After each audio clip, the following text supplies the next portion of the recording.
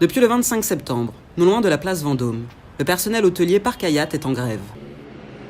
Il réclame l'intégration des employés de la société qui les sous-traite, une augmentation de 3 € par heure et une diminution des cadences. Ça fait 6 ans et quelques, presque 7 ans que je suis dans cet hôtel, que je travaille, je suis femme de chambre. On fait 9 chambres normalement pour 7 heures. Mais cette 9 chambres, ce n'est pas 9 chambres qu'on fait, on fait plus que 9 chambres. Je suis une victime parce que j'ai un problème de dos.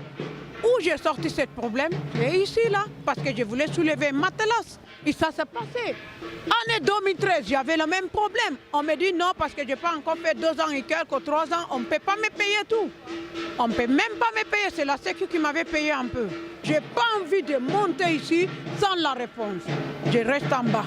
Le salaire des employés est 23% plus bas que dans les autres palaces parisiens.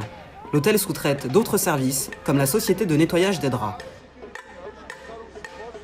Donc il y a 2 revendications principales. La première, c'est l'intégration. On veut être intégré et s'adapter à une seule direction. Le vrai patron aujourd'hui, c'est le Parc Hyatt Vendôme. Donc ils arrêtent avec cette histoire de sous-traitance. Ils disent que c'est une politique économique, j'y crois pas.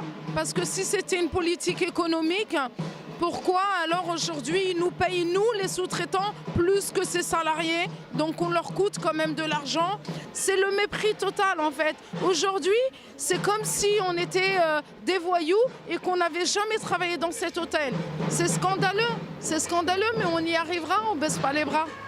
Ils ne comprennent pas pourquoi le Parc Hyatt Vendôme est l'un des seuls palaces de la capitale à sous-traiter autant de personnel. Tous les 3 ans, leurs prestataires changent. Ils doivent se réadapter à une nouvelle direction, à un nouveau management, ce qui affecte leurs conditions de travail, leur manière de travailler, ainsi que leur matériel. Ça fait maintenant 15 à 16 ans qu'elles travaillent en sous-traitance pour l'hôtel. Et elles ont aidé cet hôtel à devenir palace. À l'époque, il n'était que 5 étoiles. Première négociation, ils ont refusé de nous rencontrer. Donc on se déplaçait pour rien. La deuxième négociation, la semaine dernière, nous ont fait des propositions totalement ridicules. Qui n'avaient aucun rapport avec les revendications. Après 15 ans d'ancienneté, vous vous sacrifiez après 15 ans d'ancienneté dans le même hôtel, et avec uniquement 150 € d'augmentation durant vos 15 ans, oui, on peut parler d'esclavage moderne. Après 45 jours de lutte, la première négociation entre les grévistes, les syndicats et l'hôtel a échoué.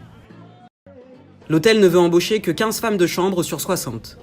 Mais les salariés tiennent le coup et ne veulent surtout pas que le Parc Hyatt touche aux acquis de leur lutte passée.